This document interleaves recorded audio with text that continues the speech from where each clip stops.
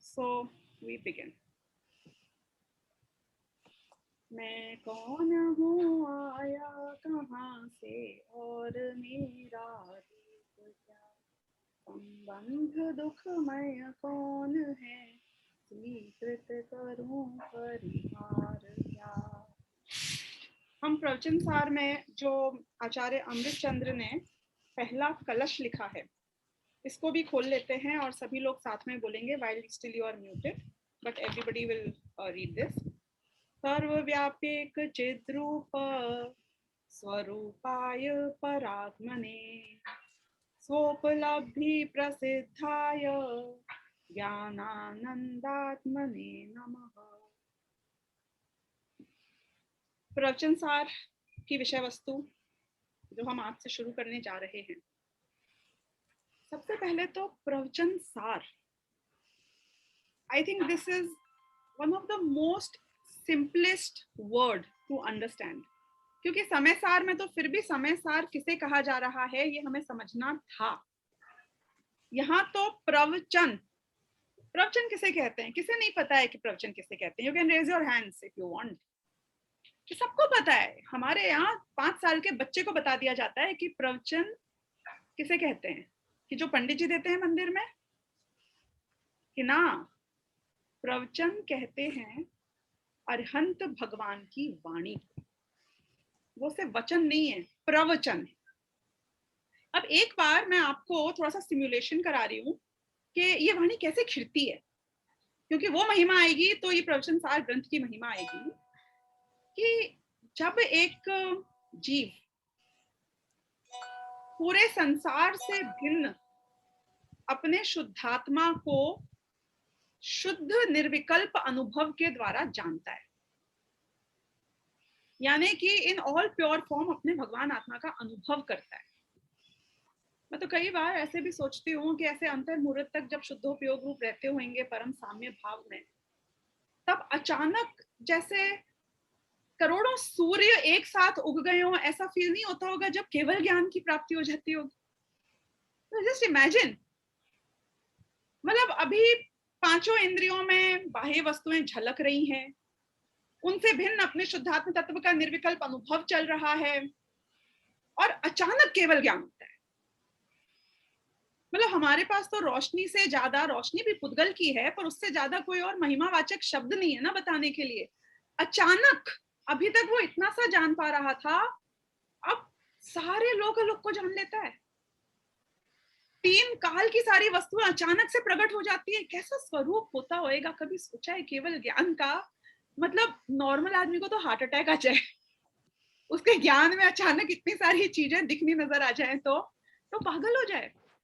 मतलब बहुत सारी हॉलीवुड मूवीज हैं, I don't remember the names, मुझे बहुत वेगली याद आ रही है, बट उनमें से कईयों में ऐसा थीम था कि कोई नॉर्मल ह्यूमन है, उसको भगवान बोलते हैं यू मैनेज द वर्ल्ड, तो वो उसके दिमाग में इतनी फोटोज आने लग जाती है, he can see so many things, he can hear the prayers, he can see the plight of the people, वो इतने दुख को देख पाता है कि वो पागल हो जाता है, यहाँ भागू वहां भागू, ये करूं वो करूं। ऐसा दिखाया है कई बार हॉलीवुड मूवीज में। So what I'm trying to say is कि कैसा स्वरूप होता होगा केवल ज्ञान का। प्रवचन सार ग्रंथ में ऐसे केवल ज्ञान का स्वरूप समझाया जाए। वो केवल ज्ञान के होते हुए भी ऐसा अनंत सुख प्रकट हो जाता है। अतीन्द्रिय आनंद में तो थे पहले भी, क्वालिटी ऑफ सुख निर्विकल्प रूप जो था वो बाद में भी है, वो पहले भी था, लेकिन अचानक जितने भी खेद थे, संजुलन के मंद उदय के कारण भी जो भी थोड़ी बहुत रेस्ट्रिक्शंस थे, जितना भी उन्हें समझो पुरुषार्थ करने की आवश्यकता पड़ रही थी शुद्धोपयोग की, अंतर्मुहूर्त क्रॉस होते इजी, एब्सोल्युटली इजी। मतलब अब कुछ नहीं करना है, कृत कृत्य हो गए हैं। तो वो सुख का स्वरूप कैसा होता होगा, कभी सोचा इस बारे में?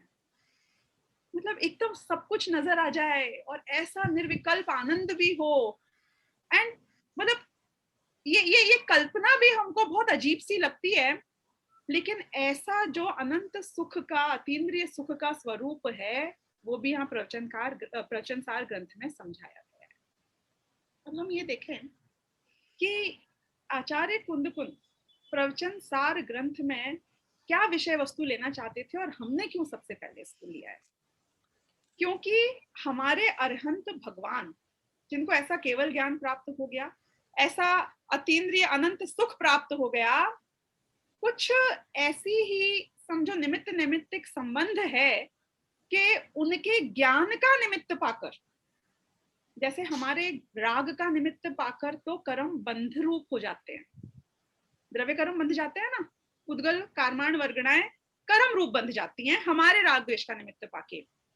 ऐसे जीव के केवल ज्ञान का निमित्त पाकर उनके शरीर में से, पूरे टोटल बॉडी में से ओमकार में ध्वनि निकलती है, और वो पुद्गल के परमाणुओं का वैचित्र देखो कि जो उनके ज्ञान में आता है वो सारे जीव अपने अपने कर्म के उदय के अनुसार अपनी अपनी भाषा में अपनी अपनी योग्यता से समझ जाते हैं। गजब की बात नहीं है? मतलब ऐसा नहीं लग रहा है कि मैं कोई आपको जादू के बारे में बता रही हूँ, लाइक लिटरली कैसा होता है ये टोटल स्वरूप शुरू से लेके अंत तक। देखो साइंस ने तो ये प्रूव कर दिया है कि ये सब इम्पॉसिबल नहीं है। Why? Because there is no woman out there but I can talk to Siri, isn't it? वो आपके वैक्यूम क्लीनर वाला वो डब्बा नहीं होता है, गोलू सा छोटा सा पतला सा, जो घर की झाड़ू पोंछा लगा देता है, आई रोबोट टाइप का, उसको तुम बोलते हो एलेक्सा झाड़ू लगा। तो इसका मतलब है कि पुद्गल में ये शक्ति है कि वो एक फॉर्म से दूसरे फॉर्म का इंटरप्रिटेशन उसके अकॉर्डिंग कर लेती है। सीरी मुझे out of the entire world, मैं जो क्वेश्चन पूछती हूँ उस क्वेश्चन का उसको जो डेटाबेस में आंसर मिलता है उसके बेसिस पे जवाब दे सकती है। तो इसमें क्यों आश्चर्य है कि अगर केवल ज्ञान की ओमकार में दिव्य ध्वनि हुई, वो ओमकार में दिव्य ध्वनि एक ह्यूज ब्रॉडबैंड की तरह भी तो हो सकती है ना, प्लीज लाइन की तरह, कि हम सबको अपनी अपनी लैंग्वेज में उसमें से जितना एक्सट्रैक्ट होना था अपनी अपनी योग्यता के अनुसार होता गया। It's like a complete web, isn't it? Web of knowledge, all the knowledge is there. और वो नॉलेज का सोर्स क्या है? कि वो सोर्स है केवल ज्ञान। अब ऐसा ये प्रवचन, प्रवचन मतलब आप वर्ड का मीनिंग समझ रहे हैं ना, मैं इतनी देर से वही समझाने की कोशिश कर रही हूँ कि जो केवल ज्ञान के निमित्त से जो वाणी का परिणमन होता है, ओमकार में दिव्य ध्वनि, उसको कहते हैं प्रवचन। अब ये जो प्रवचन है, ये प्रवचन वो मतलब जब भी दिव्य ध्वनि में 7 घंटा 12 minute every day and for as many number of years, हम यहाँ पे अपने वर्धमान स्वामी की बात करेंगे क्योंकि हमारे तीर्थ के कर्ता वो हैं। But there was so much of knowledge which was distributed, isn't it? गणधरों ने पूरा सोकिन कर लिया, बाकी लोगों ने अपनी अपनी अपेक्षा ले लिया। टोटल द्वादशांग से भी बहुत ज्यादा, लेकिन केवल ज्ञान में जितना आता है उसका अनंतवा भाग दिव्य ध्वनि में आता है। So to simplify what I just said, केवल ज्ञानी जितना जानते हैं उसका एक बहुत ही छोटा सा अंश, वेरी माइन्यूट और छोटा सा पार्ट, ये तो आता है दिव्य ध्वनि में, जिसको आप कहते हो द्वादशांग। और वो द्वादशांग में भी उसका भी एक बहुत छोटा सा पार्ट है जो आपको और मेरे दिमाग में, हमारे ज्ञान में आ पाता है। मतलब the ratio keeps going down drastically. अब हम यदि पूरे द्वादशांग की बात करें, क्योंकि आपने शायद ये पहले पढ़ रखा होगा बट आई रीइंस्टेट, कि टोटल जितना भी श्रुत ज्ञान का हाईएस्ट लेवल ऑफ ज्ञान हो सकता है वो है द्वादशांग। Are you with me on this? You can just nod your head, that's okay. Which means कि हमारे पास कौन सा ज्ञान है? अभी अवधि ज्ञान नहीं है, मनोपर्य ज्ञान नहीं है, ऑफ कोर्स केवल ज्ञान नहीं है हमारे पास, और एक निगोदिया जीव के पास भी मति ज्ञान और श्रुत ज्ञान सभी जीवों के पास है, राइट? अभी जो श्रुत ज्ञान है इसकी एक सैचुरेशन पॉइंट है, यानी कि मैक्सिमम शुद्ध ज्ञान के द्वारा आप कितना जान सकते हो। वो जो सैचुरेशन पॉइंट है शुद्ध ज्ञान का वो है द्वादशांग। इसका मतलब आपको पता है क्या निकला? बहुत सिंपल लैंग्वेज में, कि कारपेंटरी की भी नॉलेज, खेती की भी नॉलेज, मतलब you talk about all the vocations in the entire world, ये सारी नॉलेज, ज्योतिष की, समुद्र शास्त्र की, निमित्त ज्ञान की, मतलब आपके नेचुरोपैथी की, आयुर्वेद की, all faculties of the world, architectures की, सारा ज्ञान what ever is possible in this world, ये सब दिव्य ध्वनि में आ गया।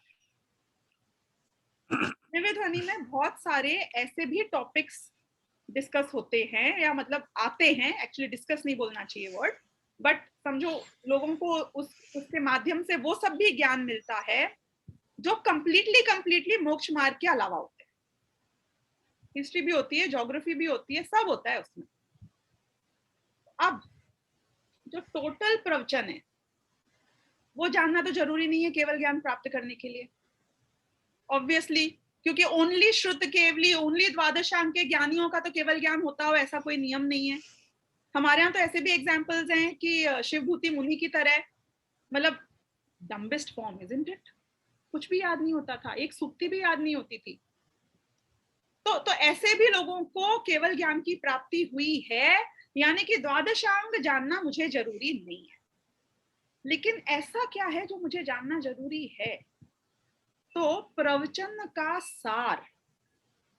अब while Kundakundacharya is also not claiming that here, but still, मतलब आपके और मेरे, between us, I am just discussing this, कि उन्होंने नमस्कार भी वर्धमान स्वामी को ही नाम से किया है, सिमंदर स्वामी को नाम से नहीं किया है। जो पहली 5 गाथाएं हैं आप रीड करके आए होंगे, ऐसा मैं अज्यूम कर रही हूँ। तो नेक्स्ट टाइम से यदि आप रीड नहीं करके आओगे तो you will be at a loss, okay. तो जो भी वो नमस्कार कर रहे हैं, उनने वर्धमान स्वामी को ही माना है, and he came in after 500 years of भगवान महावीर। बट जब, what is the point I was saying on to this, one sec, हाँ, वो जाके आए थे ना, मतलब जो किंवदंती आती है, जो कहानी आती है कि वो सिमंदर स्वामी के दर्शन करके आए थे।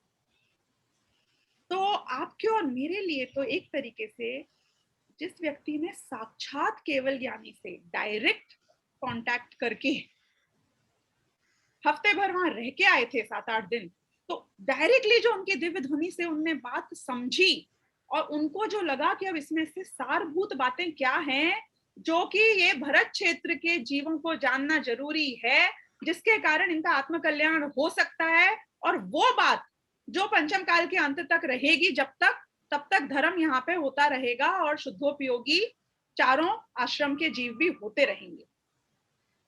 वो बातें उन्होंने इस प्रवचनसार ग्रंथ में समाहित कर दी। आपको महिमा आनी चाहिए प्रवचनसार ग्रंथ की ये सुनकर।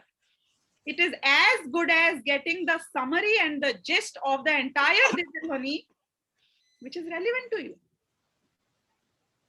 अब कितनी मल्टीटास्किंग के साथ में we should ideally be doing it or not, the decision is yours, but it needs, गंधर देव भी बिना मल्टीटास्किंग किए हुए प्रवचन सुनते थे, जबकि वो ऑलरेडी 4 ज्ञान के धारी भी थे। तो I think this is something which needs our complete attention, but of course with the technology आप इसकी recording वापस सुन सकते हैं। Now we are done with the background understanding of the word प्रवचन सार। अब हम ये तो जानते ही हैं, I'm not going to elaborate a lot about कि तत्व प्रदीपिका टीका है जो आचार्य अमृतचंद ने लिखी है। हम ये टोटल लेक्चर्स में मूल गाथाएं और अमृतचंद्राचार्य की तत्व प्रदीपिका टीका वर्ड बाय वर्ड कवर करेंगे।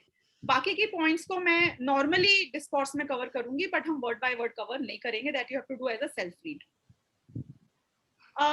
आचार्य अमृतचंद्र ने, तो वो ये इस बुक में सारा आ जाएगा ना, नॉट द वन आ जाएगा, बट यू शुड रीड समय सार, सॉरी प्रवचन सार अनुशीलन ऑल्सो, क्योंकि जितनी क्लैरिटी वहां पे पढ़ के आती है आपको समझ में, आप फर्स्ट गाथा का अर्थ भी, फर्स्ट कलश का अर्थ भी नहीं समझ पाओगे, मतलब खाली इसमें से पढ़ के। So you should read the detail version, okay. अब अधिकारों का विभाग किस तरीके से क्यों किया गया है, मैं अभी वो उसमें नहीं लेके जाऊंगी, क्योंकि विषय वस्तु तो आपको पता नहीं है, और मैं बताऊंगी भी तो फिर बहुत हाई लेवल हो जाएगा। तो we will straight jump to the first kalash. अगर आप में से कुछ लोगों ने समय सार को गहराई से पढ़ा है, तो आई थिंक एक्सेप्ट कुसुम लता जी, बाकी के लोगों ने हमने पहले 2 तो कर्ता कर्माधिकार तक तो पूरा कोर्स में रखा ही था। तो जो पहले 3 कलश है आचार्य अमृतचंद्र के समय सार में, उनकी विषय वस्तु देखो और प्रवचन सार के पहले 3 कलशों की विषय वस्तु देखो तो सेम थीम चल रही है। और फर्स्ट कलश को देखो तो नमः समय साराय स्वानुभूत्या चकास्ते चित स्वभावाय भावाय सर्व भावांतरच्छिदे, एग्जैक्टली सेम मीनिंग है। सर्वव्याप्येक चिद्रूप स्वरूपाय परात्मने स्वोपलब्धि प्रसिद्धाय ज्ञानानंदात्मने नमः। And how we are going to break it, देखो मतलब मैं आचार्य कुंद की जितनी बड़ी फैन हूं, सीरियसली स्पीकिंग मैं आचार्य अमृतचंद्र की उतनी ही ऑलमोस्ट बड़ी फैन, और मैं उसका कारण आपको बताती हूँ। ये सिर्फ ये जो 2 पंक्तियां है ना, इतनी सी, चाहे नमः समय साराय हो चाहे सर्वव्यापक चिद्रूप हो, 2 पंक्तियों में टोटल समय सार और प्रवचन सार की विषय वस्तु आ गई। Can you beat that? सिर्फ 2 पंक्तियों में पूरा सार आ चुका है। हमको यदि आत्मा का अनुभव करना है तो आत्मा को द्रव्य से, गुण से और पर्याय से जानना पड़ेगा। ये प्रवचन सार की 80वीं गाथा आई है कि जो अरिहंत भगवान को द्रव्य से, गुण से और पर्याय से जानते हैं, उसके बिना आत्मानुभव हो ही नहीं सकता है, इम्पॉसिबल है। क्यों? क्योंकि बहुत सिंपल सी बात है ना, मेरा जिस प्योर सेल्फ को मुझे रियलाइज करना है उसको जानना पड़ेगा ना। उसको जानोगे नहीं तो उसको मानोगे कैसे, और मानोगे नहीं तो फिर उसमें बिलीव ही नहीं करोगे तो वीतरागता की उत्पत्ति कैसे होगी? So I always give this example कि so do you agree with the principles of Buttras Ghali? This is a question to you guys. Do you agree with the principles of Buttras Ghali? Huh? What happened? Everybody was talking so much a while ago. You don't know him? Yeah? Nobody knows him? अरे तो कोई बात नहीं ना, बाद में जान लेंगे कि आप उनकी बात मानते हो कि नहीं मानते हो। So the point is, I know Buttras Ghali, but he was secretary of UN. नहीं, but so okay, I will answer my questions. That's okay. It is more to just जो लोगों को आलस आ रहा है उनको प्रेश करने के लिए। I'll answer my own questions. Yeah. The point is कि मैं बोलूंगी फिर भी ओपाइन तो करो, थोड़ा तो बताओ ना। जिस आदमी को हम जानते नहीं है उसमें हम बिलीव करते हैं कि नहीं करते हैं, we can't talk about it at all. We can't be sure about it. तो आपको सम्यक दर्शन करना है, श्रद्धान पक्का करना है कि आत्मा को तो जानते रहेंगे, सम्यक दर्शन हो गया ना, बस धर्म पढ़ लिया हमने, तो पहले समझो तो द्रव्य से, गुण से, पर्याय से। जजमेंट देना है कि जो किसान का आंदोलन चल रहा है वो राइट है कि रॉन्ग है, तो पहले सारे पक्ष तो सुनो। वो जज सिर्फ एक वकील को सुन के तो अपना डिसीजन नहीं दे देता है ना, दूसरे वकील की भी तो सुनता है, कितना ही क्लियर केस क्यों ना हो। तो शादवाद और क्या है, सारे पक्षों को देखो, अपने आप को द्रव्य से देखो, अपने आप को गुणों से देखो और अपने आप को पर्यायों से भी देखो। क्यों? क्योंकि मेरा अस्तित्व इन तीनों को मिलाकर एक है ना। ये कोई मिली जुली सरकार तो है नहीं कि द्रव्य थे कांग्रेस और गुण हो गए बीजेपी और पर्याय हो गई इंडिपेंडेंट पार्टीज, ऐसा तो नहीं है ना। दिस इज वन अखंड द्रव्य। तो वो अखंड द्रव्य को अलग अलग अपेक्षाओं से समझना पड़ेगा, क्योंकि वस्तु का स्वरूप ही अनंत धर्मात्मक है, अनेकांत स्वरूप है। तो लॉजिकली फ्लोइंग सबसे पहले उन्होंने द्रव्य, गुण और पर्याय से भगवान आत्मा का स्वरूप समझाया। पूरा प्रवचन सार ग्रंथ भी यही काम कर रहा है। उसमें आपको कहाँ कंफ्यूजन हो सकता है, किन किन अपेक्षाओं से देख सकते हो, समय सार ये समझाता है। डिसीजन हो जाए तो उसी बात को बार बार घोलन मलन में लेना, ये नियम सार कराता है। तो अब यहां पर उन्होंने ये 2 पंक्तियों में आत्मा का द्रव्य समझाया, गुण समझाया और पर्याय समझाई। कैसे समझाई? कि सबसे पहले उन्होंने ये बताया कि ये आत्मा कौन है, कि ये है चिद्रूप और ज्ञानानंद आत्मने। ये 2 गुणों के द्वारा आप इसको पहचानो कि ये जो स्वरूप है इसका वो है चिद्रूप यानी चैतन्य स्वरूप, और ज्ञान आनंद रूप। अब ये आनंद क्यों आया है, ज्ञान दर्शन क्यों नहीं आया है? चैतन्य मीनिंग तो ज्ञान दर्शन होता है ना, तो फिर ज्ञानानंद क्यों लेके आए हैं? अब आप ये देखो कि जो बेसिक्स हैं किसी भी ट्रांजैक्शन के या किसी भी मार्केटिंग के, बेसिक्स हैं कि talk about what matters the most, isn't it? तो आपको फर्क किससे पड़ने वाला है? आपको अपने आत्मा को क्यों जानना होगा? What is the first reason why you would want to know yourself? कि आनंद चाहिए, कि आनंद मिलेगा क्या? तो मैं आपकी दुकान में आऊं, वरना फायदा नहीं है, then I'm wasting my time. India में बहुत सारी दुकानें हैं, उनको कैडबरी हार्डली कुछ कमीशन देती है, पर फिर भी वो रखते हैं। क्यों रखते हैं? क्योंकि जो बच्चे हैं वो उनकी दुकान में आते हैं कि कैडबरी मिलेगी पापा, इस दुकान में चलो। तो वो लो मार्जिन वाली कैडबरी इसलिए रखते हैं कि बाद में ये 4 आइटम और लेके जाएगा मेरी दुकान से, isn't it? So similarly, आप ये बताओ कि बहुत सारे अनंत गुण होंगे, 47 शक्तियां होंगी, आप में अनंत शक्तियां भी होंगी, whatever it is, हमारे लिए क्या है आप तो ये बताओ ना आपके पास में। What is in it for me? क्या आनंद मिलेगा तो आई एम इंटरेस्टेड, नहीं तो आई एम नॉट इंटरेस्टेड। तो क्या आनंद है आपके पास? क्या अरे तेरा स्वभाव है आनंद स्वरूप? तो खाली आनंद को जान लेता हूं, ज्ञान में क्यों कंफ्यूजन कराते हो? कि ज्ञान ही तो है जिससे तू अपने आप को पकड़ पाएगा। कैसे पकड़ेगा? मुझे एक लक्षण तो चाहिए ना आइडेंटिफाई करने के लिए।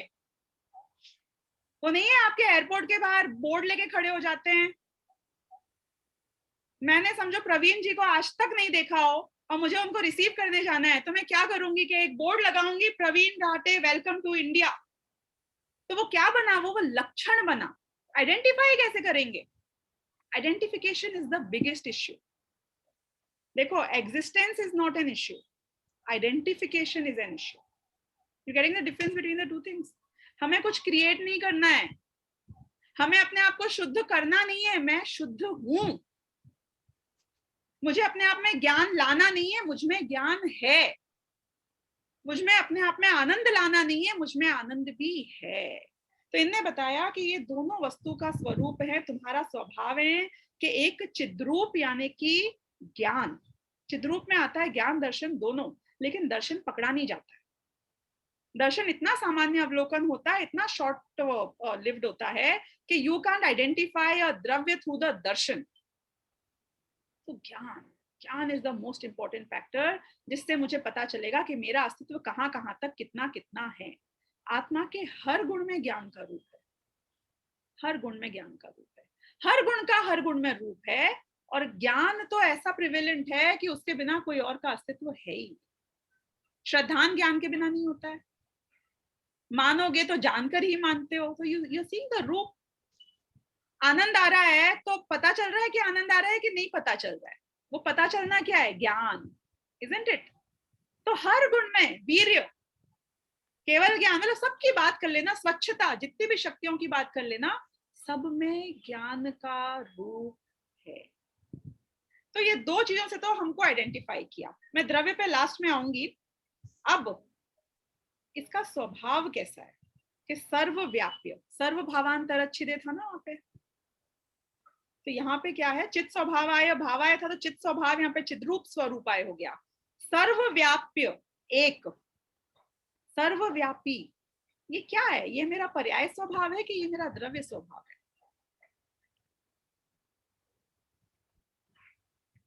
ये पर्याय मात्र है कि ये मेरा पर्याय का स्वभाव है जिसको यहाँ नमस्कार किया जा रहा है?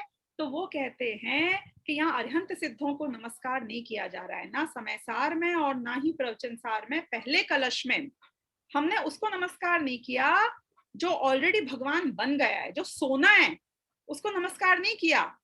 सोना जिस पारस को छूकर सोना बना है, उस पारस को नमस्कार किया। ये मुझे याद है बचपन में, जैसे मुझे ये तो पता चल गया था कि राम बड़े होके भगवान बन गए हैं, जैनों के भी। तो मेरे फ्रेंड से कभी बात चलती थी, and I am talking about like really like 7-8 years का काइंड ऑफ एज। तो कभी भी किसी से डिबेट होती थी ना, तो मैं उनको बोलती थी कि अरे हाँ, मैं भी मानती हूँ राम को भगवान, ऐसा नहीं है, राम भी ना हमारे ही भगवान बन गए थे बाद में, बट ना राम भी जिस भगवान को मानते थे ना, हम उन भगवान को मानते हैं, तो तुम भी हमारे भगवान को मान लो, we are all the same religion. This was my justification. क्यों? क्योंकि राम भी एक तो भगवान बने, और किसको माना? कि पंचपरमेष्ठी को ही माना ना उनने भी। तो सारे लोग बोलते हैं मंगलाचरण में अरिहंत को नमस्कार करो, सिद्ध को नमस्कार करो, पंचपरमेष्ठियों को नमस्कार करो। अरे पर वो पंचपरमेष्ठी किसके कारण बने? आपके भगवान के भगवान कौन है? हमारे महावीर भगवान के भगवान कौन थे? कि वो त्रिकाली ध्रुव शुद्ध आत्मा, वो था पारस। उस पारस को छू लोगे तो फिर वो भगवान जैसे पर्याय में भगवान बन गए, वैसे हम भी तो पर्याय में भगवान बन जाएंगे। तो ये है द्रव्य स्वभाव, ये है केवल ज्ञान स्वभाव। अब मैं इसको बिल्कुल सिंपल लैंग्वेज में यदि बताऊं कि मुझे अपने आप को जानना है, मैं किससे जानूं? कि पहले तुम ऐसे जानो कि ये जो जान रहे हो ये तुम हो, ओके। फिर तुम ये जानो कि ये बहुत सैड प्रोसेस नहीं है, ये बहुत सीरियस प्रोसेस नहीं है, ये बहुत बोझ रूप प्रोसेस नहीं है। बर्डन मत लो इस चीज का। क्या? अरे बाप रे, मैं थोड़ा भी कंसंट्रेट करने जाता हूँ सिर दुख जाता है। कि गड़बड़ कर रहा है तू प्रेशर ले रहा है। तुझको ज्ञान स्वभाव को सहज रूप से जो ज्ञान फ्लो हो रहा है उसको ये आइडेंटिफाई करना है कि अच्छा ये मैं, दैट्स इट। अब वो कहते हैं मोस्ट इंपॉर्टेंट पार्ट कि ये जो ज्ञान है ना, ये आनंद स्वरूपी है। जैसे हम ये बोलेंगे ना, अपने आप को बोल के देखना। मतलब I know my some friends of mine, वो अपने सामने व्हाइट बोर्ड पे लिख के रखते थे, I am the king, and they felt like king. Now you write in front of you, मैं ज्ञानानंद स्वभावी हूं। You will feel like gyan and you will feel like anand. कि मैं ज्ञान नहीं, वो प्रफुल्लता, वो खुशी, वो जो अंदर से खुशी आती है ना, जैसे आपको जम्हाई लेने से पहले आ रही थी आज स्टार्ट करते ही साथ, वी आर एक्साइटेड, वो एक्साइटमेंट, वो आनंद स्वभाव है मेरा। इतना हल्के रहना, इतने निर्विकल्प रहना, उसकी स्थापना यहाँ इस कलश में की गई है कि ऐसा ज्ञानानंद स्वरूपी जो मैं खुद हूं। अब नेक्स्ट जो क्वेश्चन आएगी वो क्या आएगी? नेक्स्ट क्वेश्चन ये होगा कि मैंने आपको बताया, आप जानते हैं वो इतनी बढ़िया जगह, इतना बढ़िया घर है उसका, इतना ह्यूज, और इतने सारे नौकर चाकर और ऐसे ऐसे गार्डन्स। बोले नहीं, एक्सेसिबल है हमारे लिए कि आप बस बता रहे हो? बोले नहीं, नोबडी कैन गो देयर। तो फिर टाइम वेस्ट मत करो मेरा। मतलब कोई चीज की महिमा गाओ तो अचीवेबल हो तब तो गाओ ना, वरना तो हमारा टाइम वेस्ट हो रहा है।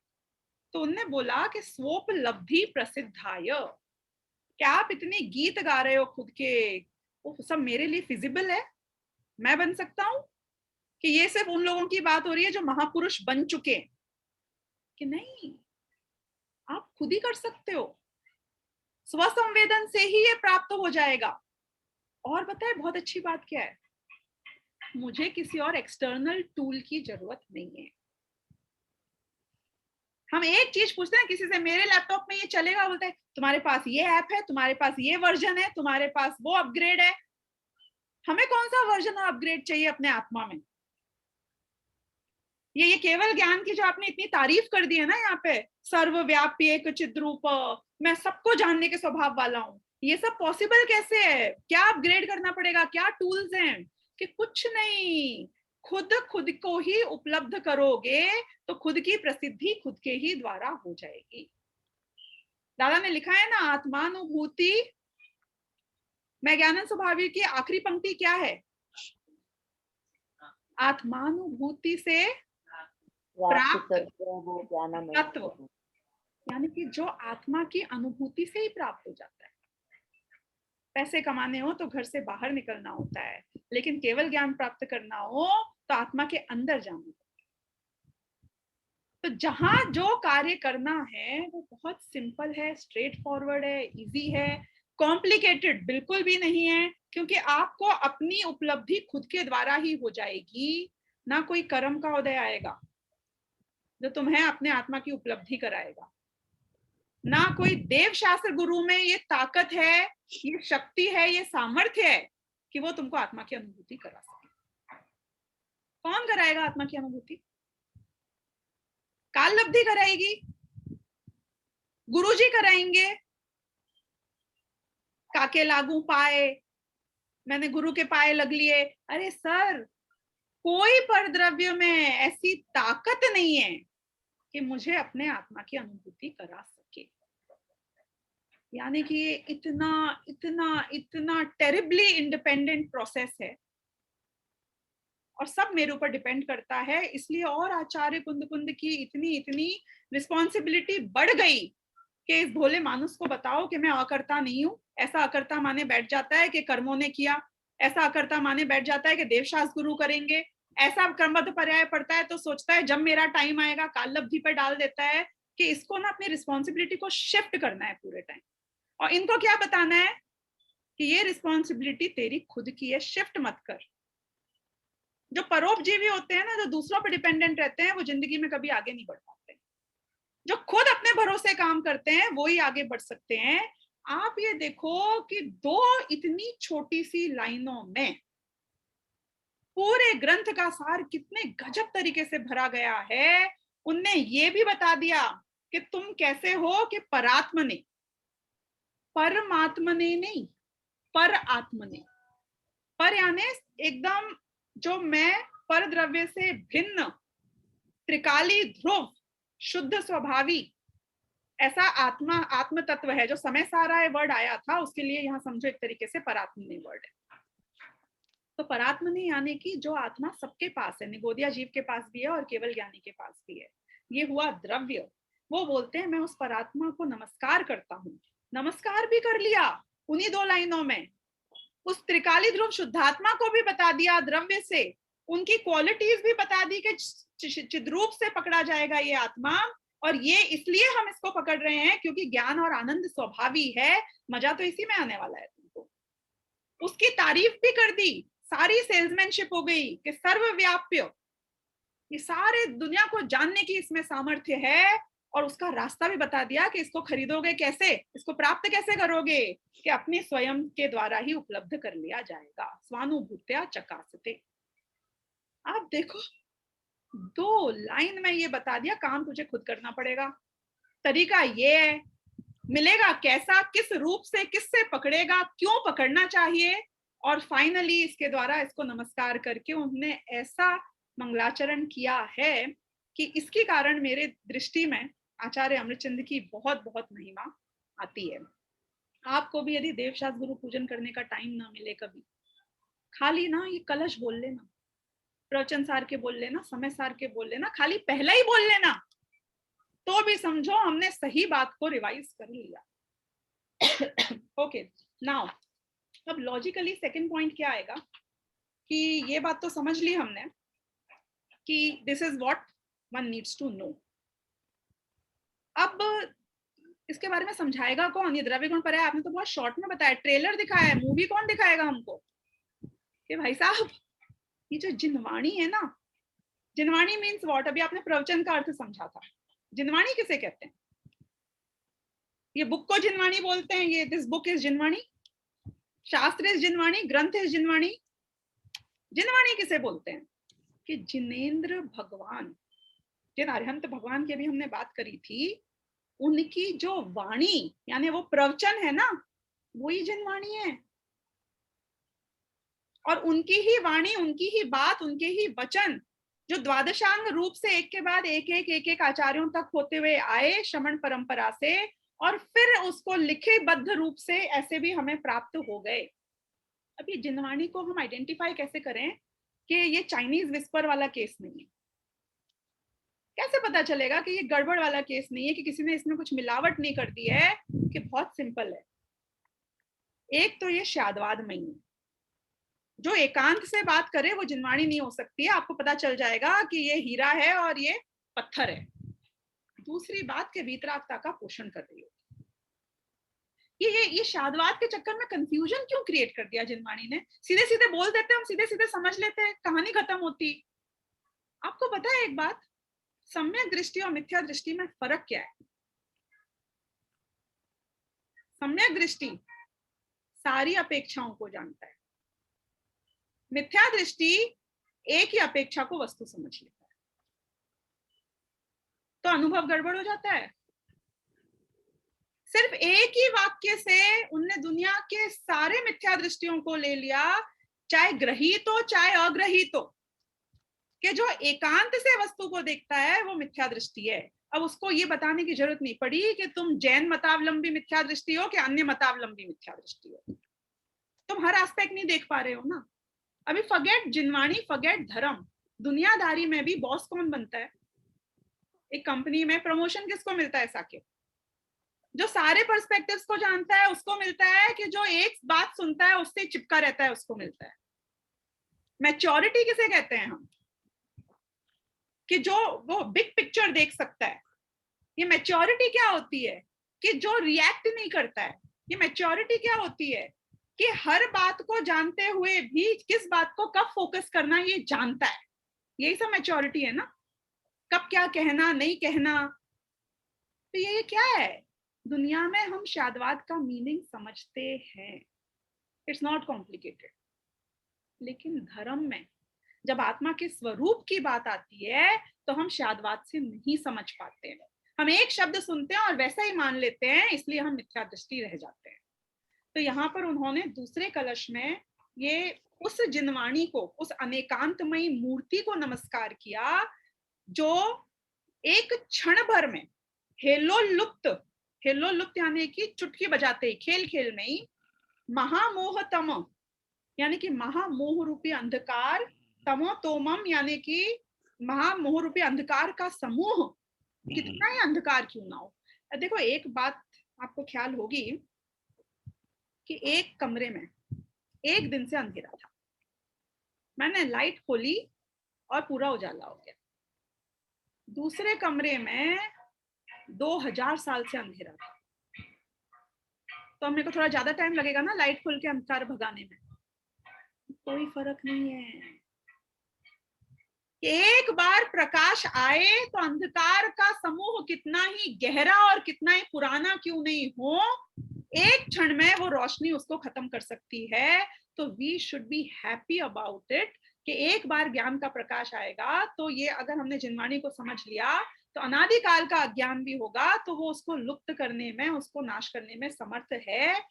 अब वो ये भावना भाते हैं कि प्रकाशयत जगत तत्वम अनेकांतमयम महा, कि सारी दुनिया के ये जो ज्ञान का स्वरूप है ये सबको जानना है, राइट?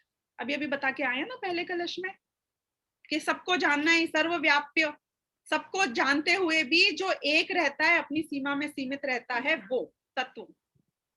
यानी कि मैं अपनी जगह रहते हुए सारी दुनिया को जान लेता हूँ।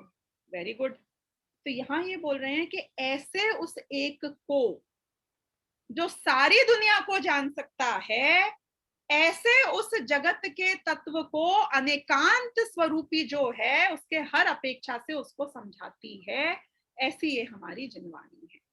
तो जिनवाणी भी एक तरीके से, क्योंकि ज्ञान की रीच लोकालोक तक है, तो जिनवाणी की रीच भी ज्ञान के माध्यम से लोकालोक तक हो गई, क्योंकि जिनवाणी उस ज्ञान को समझाती है जो लोक अलोक को जानता है।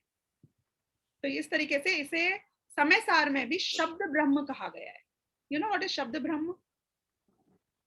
ब्रह्म उसे कहते हैं जो सब जगह फैला हुआ है। ब्रह्मा विष्णु महेश, ब्रह्म हु इज एवरीवेयर। ऐसा ब्रह्म एक्चुअली में शुद्धात्मा हो सकता है, क्योंकि मैं ज्ञान के द्वारा सब में फैलता हूँ। ये विषय आने वाला है प्रवचन सार में अभी आगे। तो मैं अपने ज्ञान के द्वारा सब में फैलता हूँ। ऐसे ज्ञान को समझाने वाली जो वाणी है वो शब्द ब्रह्म है। शुद्ध ज्ञान सबको आलोकित कर सकता है, दुनिया की हर वस्तु को प्रकाशित कर सकता है और हर अपेक्षा से प्रकाशित कर सकता है। तो ऐसे इस अनेकांतमयी मूर्ति को यहाँ पर नमस्कार किया गया है। नेक्स्ट, और दूसरा वो ये भावना भाते हैं कि ये जयवंत वर्ते, यानी कि आप देखो भगवान महावीर की वाणी कब की खत्म हो गई होती, समा गई होती काल के गाल में, यदि षटखंडागम समयसार आदि की रचना नहीं हुई होती। आचार्य अमृतचंद ने क्या किया कि इस जिनवाणी माता को, जिनवाणी गंगा को आगे बहाने का कार्य किया, क्योंकि उन्हें टीका लिखी और उसको इतना डिटेल में, इतना सिंपल तरीके से और समझाने की कोशिश करी। Simple not from the perspective of language, simple from the perspective of कि इतना जितना डिटेलिंग किया है ना इन्होंने, वो डिटेलिंग वाले अर्थ हम निकाल ही नहीं सकते थे मूल गाथाओं को पढ़कर। तो उनने इस गंगा को और आगे बहाया। पंचम काल के अंत तक यदि ये गंगा बहेगी तो आपके और हमारे माध्यम से, हमारे ज्ञान के द्वारा ही बह सकती है। तो हम वो कार्य कर रहे हैं, यदि हम जिनवाणी के प्रचार का कार्य कर रहे हैं कि जो कार्य गंधर्वों ने किया था, आचार्य भूतबली पुष्पदन ने किया था, जो कार्य आचार्य कुंद ने किया था, अमृत चंद्राचार्य जयसेना आदि आचार्यों ने किया था, ये वो कार्य हम कर रहे हैं। और दूसरी बात ये भी है कि वैसे ये हमेशा ही प्रकाशित इसलिए भी रहती है क्योंकि अगर आप पूरे मनुष्य क्षेत्र की बात करो, 2.5 द्वीप है ना पूरा ही, उसकी अपेक्षा जिनवाणी कभी भी डिसकंटिन्यू नहीं होती है। यहाँ तो ठीक है, हमारे पंचम काल के अंत के बाद छठा आएगा तो सब डिसकंटिन्यूएशन थोड़े टाइम के लिए गैप हो जाएगा, लेकिन सिमंदर भगवान तो अभी भी हैं, मिनिमम 20 तीर्थंकर तो रहते ही हैं। तो ये वाणी कभी भी डिसकंटिन्यू नहीं होती है मनुष्य क्षेत्र की अपेक्षा। लोग केवल ज्ञानी बनना डिसकंटिन्यू नहीं होते हैं किसी भी क्षेत्र की अपेक्षा। तो उस हिसाब से भी वो यहाँ पे भावना भा रहे हैं कि हमारा जो कनेक्शन है अरिहंत भगवान से वो इस वाणी के द्वारा है। देशना लब्धि के बिना किसी भी जीव का मोक्ष मार्ग कभी प्रारंभ नहीं हो सकता। इस सेंटेंस को एक और बार रिपीट कर रही हूं कि जितने भी मिथ्या दृष्टि जीव हैं, जब पहली बार उनके मोक्ष मार्ग पे चलने की शुरुआत होगी तो ये जिनवाणी के बिना कभी नहीं हो सकता। ये व्हाट इज द माध्यम, व्हाट इज द मीडियम? भगवान से उनकी बात हम तक पहुंचने का माध्यम क्या है? वो है जिनवाणी। अगर मेरे पास में यहाँ देव तो नहीं है, उनकी मूर्ति भले ही मंदिर में बना ली हो, पर साक्षात तो नहीं है ना। गुरु भी हमें साक्षात मिले उसके लिए हमें बहुत मेहनत करनी पड़ेगी, क्योंकि नग्न दिगंबर संत तो जंगलों में रहते हैं। लेकिन देव शास्त्र गुरु में से शास्त्र ओरिजिनल फॉर्म में आपके और मेरे पास है। शास्त्र की फोटो नहीं है ये, शास्त्र की कॉपी या मॉडल नहीं है, दिस इज रियल शास्त्र, रियल जिनवाणी। तो ये शास्त्र हमारे लिए सबसे ज्यादा कीमती है। यदि भविष्य में कोई ऐसा वक्त आया ना कि हम मंदिरों को बचा सकते हैं, कि शास्त्रों को बचा सकते हैं, तो किसको बचाना? शास्त्रों को बचाना। ज्ञान बचा रहना बहुत जरूरी है।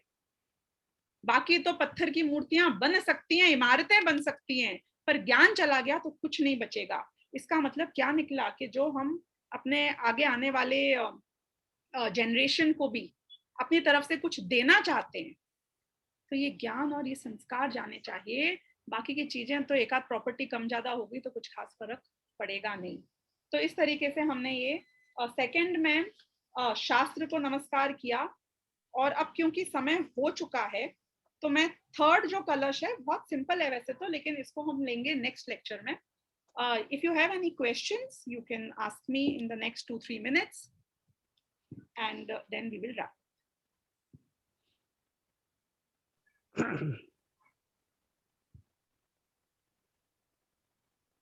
वो आपने थॉट कंप्लीट कर लिया था क्या? वो आइडेंटिफिकेशन ऑफ जिनवाणी से आद्वादमयी सारी अपेक्षा सहित एकांत नहीं, फिर वीतरागी वाणी वगैरह, कुछ और भी था उसमें? नहीं, मैं समझी नहीं क्वेश्चन। क्या कवर कर लिया था, क्या रह गया था? Like you started on saying कि how to identify Jinvani. Identify, हाँ मैंने फिनिश कर दिया था 2 तरीके से ना, कि एक तो शाद्वादमयी हो और दूसरा वीतरागता का पोषण करने वाली हो। यदि वीतरागता का पोषण नहीं कर रही है तो definitely there is something wrong. Okay दीदी, इन द फर्स्ट कलश द्रव्य और पर्याय में जो हम लोग आइडेंटिफाई करते हैं, तो पर्याय में तो वही आएगा ना, सर्वव्यापक। राइट। ओके। और द्रव्य की और हम स्वोपलब्धि प्रसिद्धाएं भी इस अपेक्षा ले सकते हैं कि ये हमें प्राप्त कैसे होती है पर्याय में, कि स्वयं के द्वारा ही होगी, कोई और नहीं करा सकता है। ओके। वो एक्शन भी तो पर्याय में ही होगा ना। Correct, right. ये ना स्वोपलब्धि प्रसिद्धाएं एक तरीके से स्वपर प्रकाशक को भी समझाता है, ज्ञान के स्वपर प्रकाशक स्वरूप को। क्योंकि कई लोग ऐसा मानते हैं कि ज्ञान पर को तो जानता है, ज्ञान स्व को नहीं जानता है। यहाँ वो बोल रहे हैं और उसके लिए एग्जाम्पल्स भी लोग देते हैं, कैसे कि जैसे आंख खुद को तो नहीं देखती है ना, बाहर की वस्तु को ही देख सकती है, तो ज्ञान का स्वरूप ऐसा भी हो सकता है कि दूसरे को जान सके, खुद को नहीं जाने। तो वो ये बोल रहे हैं कि नहीं, ये ज्ञान का स्वरूप दीपक की तरह, आंख की तरह नहीं है। दीपक दूसरे को भी रोशनी देता है, और दीपक को खुद को उजाला कौन देता है कि वो खुद को भी उजाला दे देता है। तो ऐसे ही ज्ञान स्वयं ही अपने आप को प्राप्त कर सकता है, यानी कि ज्ञान स्वयं ही अपने आप को जान सकता है, पर को भी जान सकता है, स्व को भी जान सकता है। तो खुद को जानने के लिए क्या करूं कि खुद जान ले अपने ज्ञान से। You don't need a mirror to see your gyan, your eyes need a mirror to see your eyes. आपको बाह्य माध्यम की जरूरत पड़ रही है, एक्सटर्नल टूल की जरूरत पड़ रही है आंखों को खुद को देखने के लिए, पर ज्ञान को खुद को देखने के लिए किसी और टूल की जरूरत नहीं है, खुद के द्वारा ही देख लेगा। So it's seamless. Okay great. So I think आप लोग थोड़ी बहुत ही रीडिंग कर लीजिएगा। If you still have questions we will cover them in the next lecture. और थर्ड कलश और उसके बाद पांचों गाथाओं को एक साथ नेक्स्ट लेक्चर में मैं कवर कर लूंगी, because it's a group of गाथास एंड सिंपल मीनिंग है, पर रीड करके आइएगा। ओके एक दो पॉइंट मैं बोल देता हूँ। हाँ। तो अभी जैसे हमने आज 5 पॉइंट समरी नहीं रखी है, लेकिन नेक्स्ट टाइम से हम लोग जब टाइम रहेगा तो ये जो प्रवचन है उसके क्लास के बाद में कोई एक जन 5 पॉइंट समरी देगा जो गाथाएं कवर हुई हैं, तो जिससे कि सबको मौका मिलते रहेगा, and that will be one of the things which we will do. और दूसरा, ये बुक्स के लिए हम लोग एक फॉर्म सर्कुलेट कर देंगे, तो आप भर दीजिएगा। इसमें बुक्स, एक तो प्रवचन सार है हमारे पास ऑलरेडी, तो वो साथ में रख सकते हैं अपन। और अनुशीलन के लिए may be we will need to order, तो उसके लिए एड्रेस वगैरह दे दीजिएगा। और तीसरा, रजिस्ट्रेशन फॉर्म भी हम लोग भर देंगे, क्योंकि because we are going to do it right, तो if we feel it then we will be binded for 2 years, so that is very important. और आगे भी पूरा सबको, सबने बहुत भावना व्यक्त की थी कि मास्टर्स करेंगे, तो हम लोग सब रजिस्ट्रेशन फॉर्म भी भर देंगे इसका। तो ये तीसरी बात है। और मास्टर्स परमागम ऑनर्स वाला जो यूट्यूब चैनल है उसको भी प्लीज सब्सक्राइब करो, बहुत कम लोगों ने किया है। हो सकता है कि कम सब्सक्राइबर की वजह से भी वो लाइव नहीं हो रहा हो, शायद। ऐसा होता है क्या योगांशी? हाँ दीदी, I am not sure, but वो लाइव आई थिंक 2-3 दिन लगते हैं।